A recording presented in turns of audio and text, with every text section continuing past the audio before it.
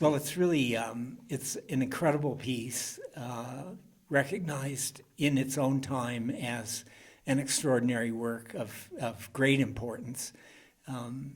Mozart started his life in Salzburg, playing in an orchestra and composing pieces for the Archbishop of Salzburg, and so he had a history with sacred works and with masses in particular, and so. But when he left Salzburg and moved to Vienna, that part of his life was basically over, and he concentrated on piano concertos and symphonies and operas. But the Requiem was the very last piece that Mozart was working on before he died, and so it is sort of a capstone to his career as a composer, his life as a composer, and so it's a very, very significant piece. And explain, please, which version you chose to use. The history of the Requiem is one of the more interesting and one of the most difficult to unravel and unwind of any major piece in the classical music repertoire. He was working on it in 1791, a year that was full of other notable pieces like the opera The Clemenza di Tito, which was composed for and performed for the coronation of Emperor Leopold II, Emperor Joseph's successor, his brother actually, and his successor. The Magic Flute, one of the mainstays in opera, and the Requiem. There are other pieces in there as well, but those are the sort of the three major pieces that were happening in 1791. Most of the Requiem was completed by Mozart, but there were some bits and pieces that hadn't been fully worked out, including the orchestration. And orchestration in this case means assigning the musical lines to the various different instruments in the orchestra. And that hadn't been done yet, except for the opening movement, the Requiem Aeternam, and the about half of the Kyrie, which is the fugue that comes after the Requiem Aeternam. And so it was a commission. The Requiem was a commission that Mozart had received in the summer of 1791. And he was, as was frequently the case, desperate for money. And the commissioner paid half of the commission up front, and the second half of the commission then was due when the completed score was delivered. And so there was a tremendous need from Constanze Mozart, Wolfgang's wife.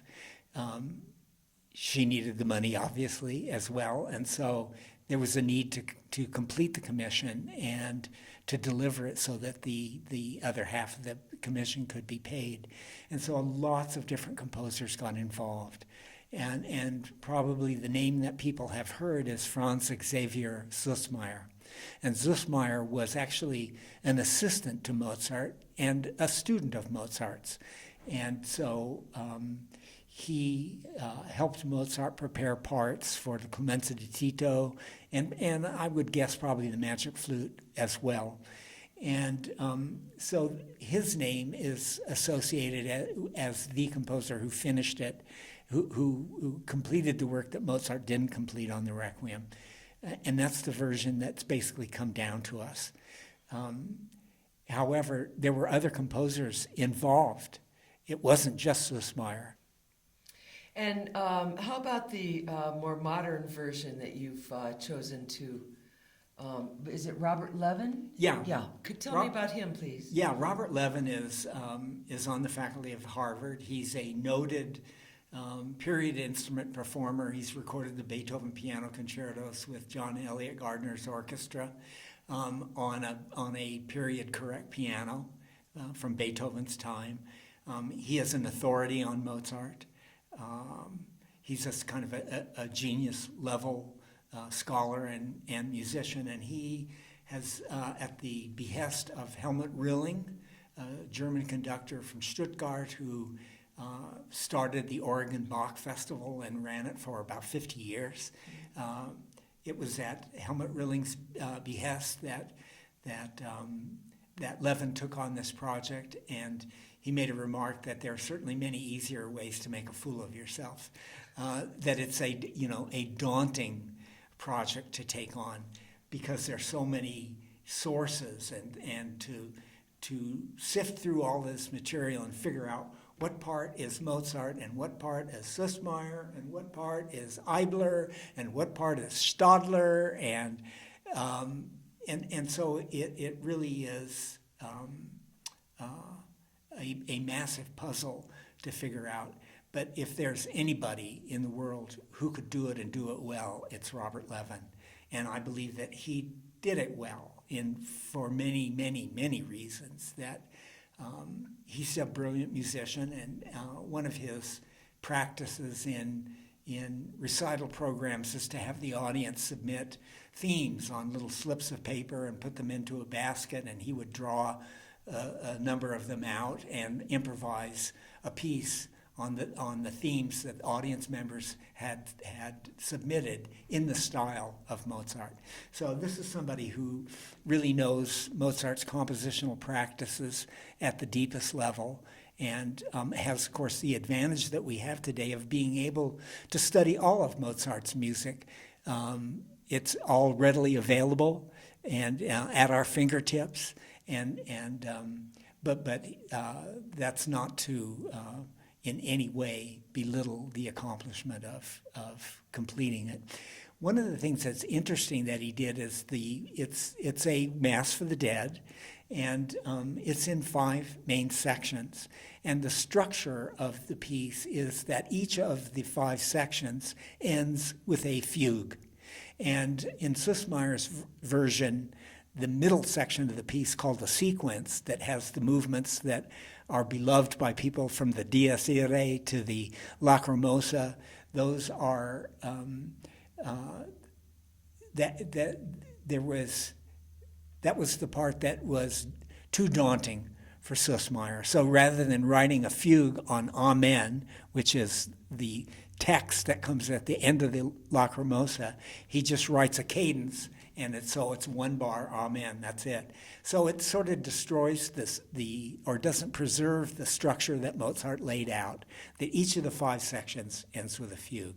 So Levin wrote a brilliant fugue on Amen, but he also had a fragment from Mozart, 8 measures. The 8 beginning measures of the fugue were already written down by Mozart. So he continued that and understands the 18th century practice in terms of fugues and the keys that they should have, the key that it should be in, and the structure and the rest of it. So I think he's brilliant, and he makes an interesting comment, a couple of comments about the completion, and one that I think is really revealing was that his aim was not to do as much as possible, but to do as little as possible, to respect Sussmayer. He didn't disrespect him, but to respect Sussmayer and what he did, and to, kind of appreciate the tremendous pressure that Sussmayer was under to complete it, to get it to the commissioner so that Constanze could get the second half of the fee. What are you looking for there in the paper? Well, this is a very interesting quote. There's a wonderful note in the conductor's score that Levin prepared. It's a foreword, and it's extremely detailed in terms of what sources came from where. And some of it is very critical of Sussmayer, but what he says at the end, I think, is revealing about him. It is hoped that the new version honors Mozart's spirit while allowing the listener to experience Mozart's magnificent Requiem torso within the sonic framework of its historical tradition. Lovely. Yeah. Wow. That captures it, huh? Yeah, and I think that if you tie that quote together with his aim was to do as little as possible, not as much, that Shows you where he was coming from. But he wanted to weed out all of the mistakes that Süssmayr made. And Süssmayr was not a top-ranked composer. And in fact, a top-ranked composer probably wouldn't have taken this kind of a project on. But he was Mozart's assistant, and he was a student of Mozart's, and so there was that kind of obligation there. Interesting, very interesting. How about that? Did you already mention that quote from Haydn about the value of this piece? Yeah, there are two quotes from Haydn that are really meaningful. One is from Haydn to Leopold Mozart, Wolfgang's father, saying, "Before God and man, your son is the greatest composer I know." And this is the preeminent person. There's a confluence of three of the greatest names in classical music at this time. There's Mozart, there's young Beethoven, and there's the elderly Haydn. The three of the brightest stars in the classical music firmament. And for Haydn to say that to Leopold was really, really meaningful. And the other one is that if Mozart had done nothing but write the string quartets and the Requiem, that would be enough to immortalize him. And that's what contemporary people thought of the Requiem. And they recognized that it was an incredible work of genius.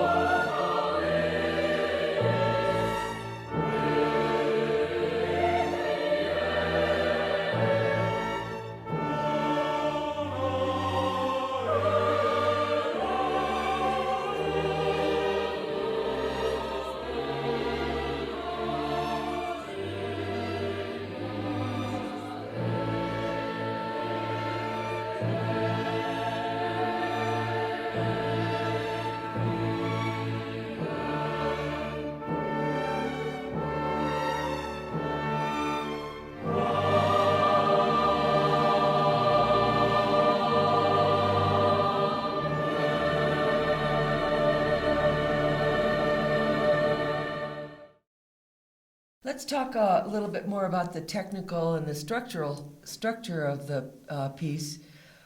You mentioned something about polyphony versus homophony.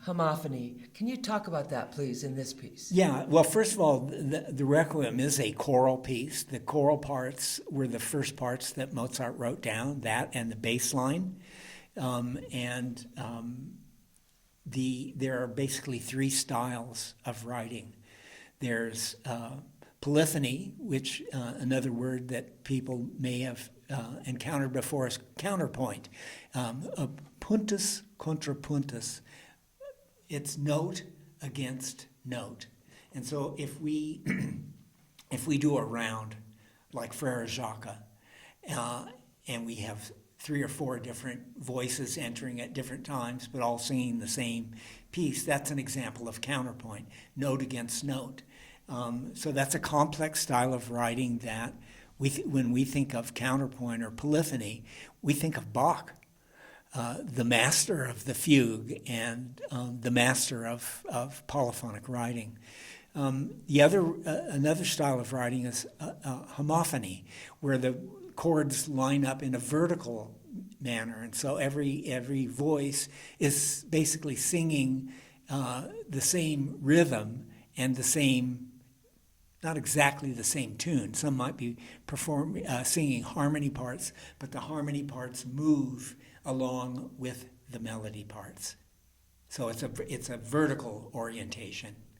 And then the third would be a song-like or singing style, and that would be cantabile. And so we have a beautiful example of that in the Requiem in the Benedictus, which is just the 4 vocal soloists, and it's very much a cantabile style of writing. Interesting. Wow. Can you tell me a little bit more about the instrumentation of this particular piece? Yeah. Well, it doesn't have the flash and dash. If any of your listeners know the Mozart Mass in C minor that comes from 1782-83, which is really much more sort of showy and virtuosic. It has a much bigger orchestra. It's got flutes and oboes and horns, and it is a much flashier style of writing. That was kind of frowned on by Joseph II about 1783 and sort of prohibited. And that prohibition was to try to return to a more simple style of writing. So the orchestra for the Requiem, it has trumpets, 2 trumpets, 3 trombones, 2 bassoons, and 2 basset clarinets. And basset clarinet is part of the clarinet family, but it's a slightly larger instrument than the clarinets that we're used to. It was much more prominent at that time. It's not so prominent now. It doesn't really get written for that much. But it ends up being kind of between the clarinets that we're used to and the bass clarinet. And bass clarinet still kind of survives, and composers write for it, and then our standard B flat and A clarinets survive also. But the basset clarinet, not so much. So that's the winds. Then it's violins 1 and 2, violas, cello, and double basses. And there's a keyboard, continuo part, and that is an organ, a chest organ. So it's a fairly small orchestra by the standards of the C minor Mass, which precedes it by about 8 years. It's less virtuosic and less flashy and showy, but it's a Requiem. It's a Mass for the dead, so it's defined, I think, by that purpose to a certain degree.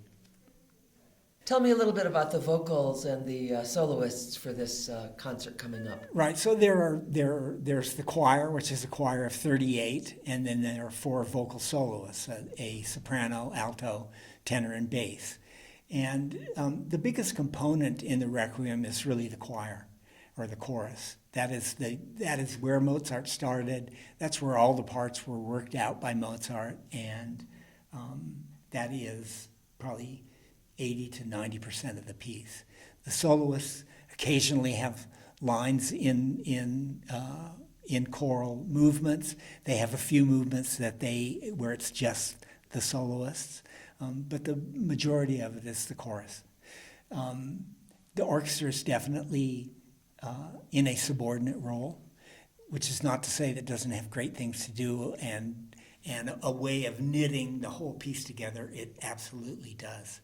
Lovely. But Okay, great. there are, for instance, there are no movements that have extended orchestral introductions. Interesting. The choir is there almost from the very beginning. Wow, that's going to be very exciting. And tell me about the group that's performing this vocals. Yeah, Maxine Tivano is a wonderful choral director and professor at UNM, and she has a group of professional singers called Polyphony, Voices of New Mexico. And I've worked with Maxine before, and I'm sure it will be known to some of our audience members. The Polyphony was the chorus for the Haydn creation that we did a couple of years ago, and it's a really stellar group of professional singers that Maxine is the director of, and so she'll be actually preparing the chorus. So by the time that I get them with the orchestra, they will have already been through 3 rehearsals with Maxine, and they'll have a good idea of what I'm after.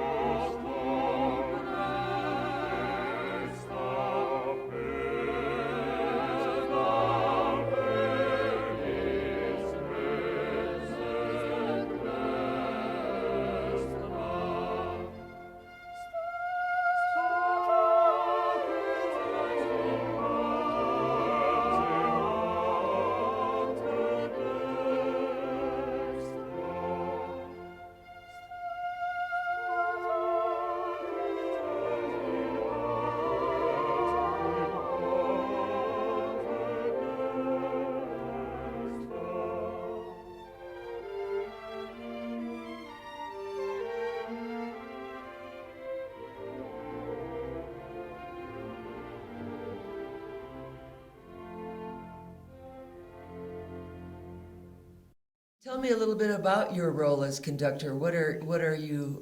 How do you kind of plan a challenge like this? Well, you learn a piece like this over a long period of time, or that's how I learn it.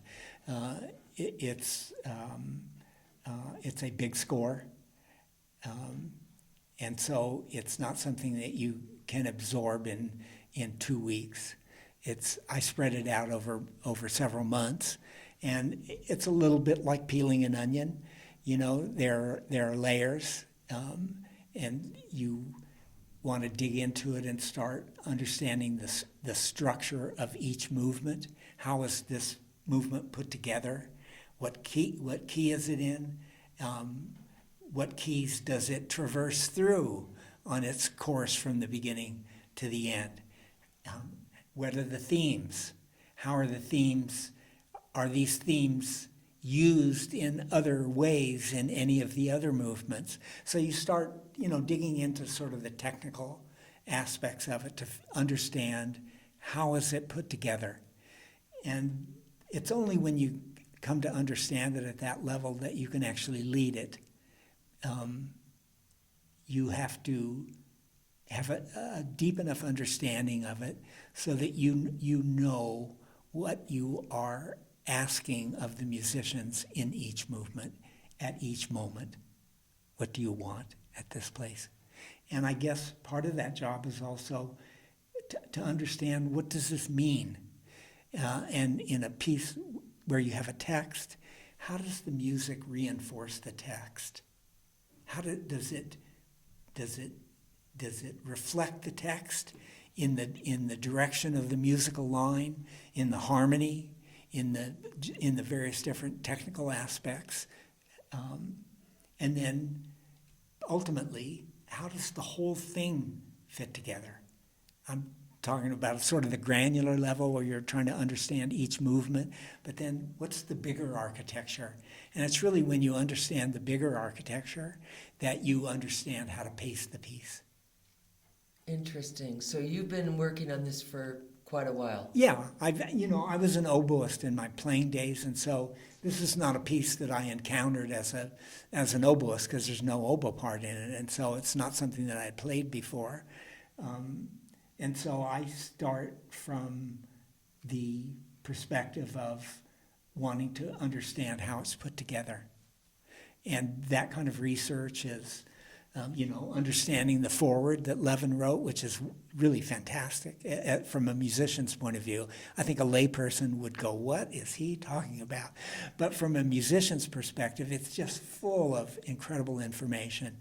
And then, there are whole books on the Requiem because it is such a rich piece and a rich story of how did this incredible masterwork come about?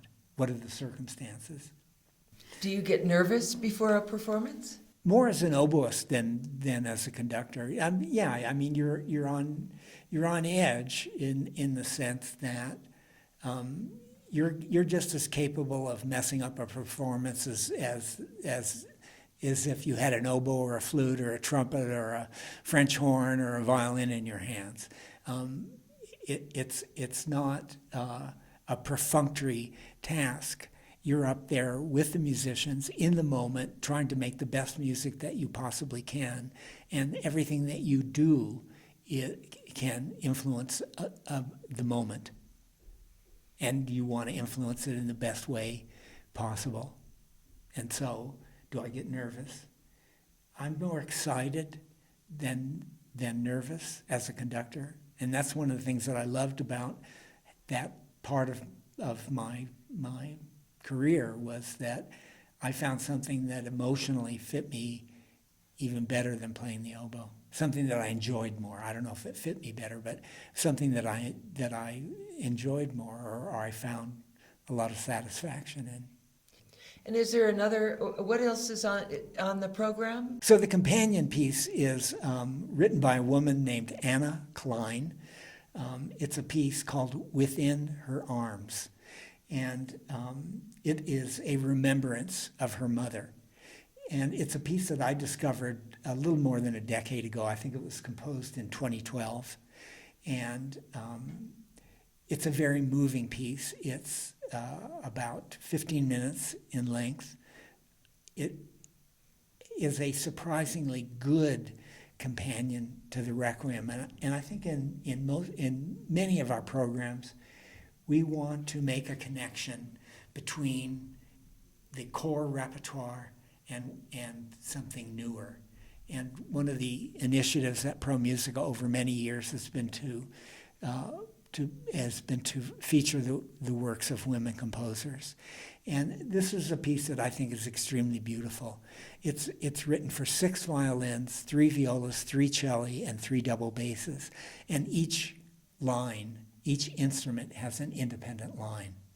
So it's in a way, it creates this kind of gauzy kind of atmosphere that is sort of a musical representation of a memory.